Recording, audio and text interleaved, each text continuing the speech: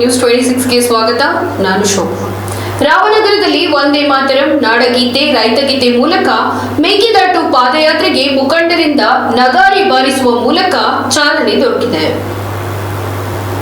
ರಾಜ್ಯದ ಮಾಜಿ ಸಚಿವರಾದ ಎಚ್.ಕೆ. ಪಾಟೀಲ್, ಅಲ್ಪ ವೀರಭದ್ರಪ್ಪ, ಎಚ್.ಎಂ. ರೇವಣ್ಣ, ಎಂ.ಬಿ. ಪಾಟೀಲ್, ಚಲುವನಾರಾಯಣ ಸ್ವಾಮಿ, ನರೇಂದ್ರ ಸ್ವಾಮಿ, ಕೆಪಿಸಿಸಿ ಕಾರ್ಯಾಧ್ಯಕ್ಷರಾದ ಈಶ್ವರ್ ಖಂಡ್ರೆ, ಸಲೀಂ ಅಹಮದ್, ರಾಮಲಿಂಗಾರೆಡ್ಡಿ, ಸತೀಶ್ ಜಾರಕಿಹೊಳಿ, ವಿಧಾನ ಪರಿಷತ್ ವಿರೋಧ ಪಕ್ಷದ ಉಪನಾಯಕ ಗೋವಿಂದರಾಜ್, ಚಿತ್ರನಟರಾದ ನೆನಪಿರಲಿ ಪ್ರೇಮ್, ಸಾಧು ಕೋಕಿಲ, ಎಂಎಲ್ಸಿಎಸ್ ರವಿ ಮತ್ತಿತರರು ಭಾಗವಹಿಸಿದರು.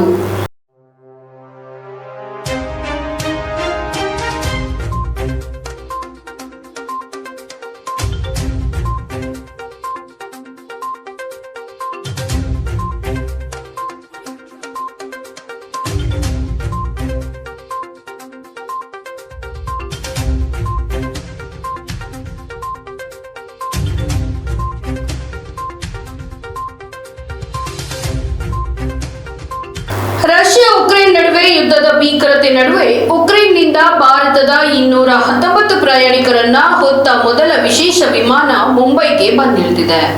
ಇಂದು ಮಧ್ಯಾಹ್ನ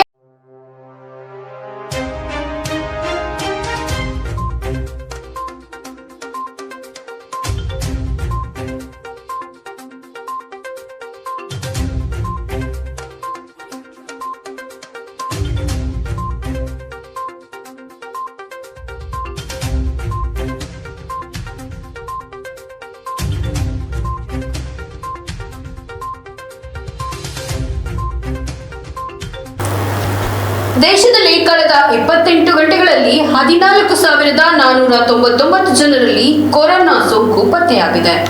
ಸೋಂಕಿತರ ಸಾವಿನ ಸಂಖ್ಯೆಯಲ್ಲಿ ಕೊಂಚ ಇಳಿಮುಖವಾಗಿದ್ದು 24 ಗಂಟೆಗಳಲ್ಲಿ ಮತ್ತೆ 255 ಜನ ಬಲಿಯಾಗಿದ್ದಾರೆ. ಈ ಮೂಲಕ ದೇಶದಲ್ಲಿ ಈವರೆಗೆ ಕೋವಿಡ್ಗೆ ಬಲಿಯಾದವರ ಸಂಖ್ಯೆ 5,13,481ಕ್ಕೆ ಏರಿಕೆಯಾಗಿದೆ. ಇನ್ನು ದೇಶದಲ್ಲಿ 1,21,881 ಕೋವಿಡ್ ಸಕ್ರಿಯ ಪ್ರಕರಣಗಳಿದ್ದು 24 ಗಂಟೆಗಳಲ್ಲಿ 23,598 ಜನರು ಕೋವಿಡ್ನಿಂದ ಗುಣಮುಖರಾಗಿದ್ದಾರೆ. ದೇಶದಲ್ಲಿ ಈವರೆಗೆ 4,22,70,482 ಜನರು ಕೋವಿಡ್ನಿಂದ ಗುಣಮುಖರಾಗಿದ್ದಾರೆ. ನಿನ್ನೆ 28,29,582 ಜನರಿಗೆ ವ್ಯಾಕ್ಸಿನ್ ನೀಡಲಾಗಿದೆ.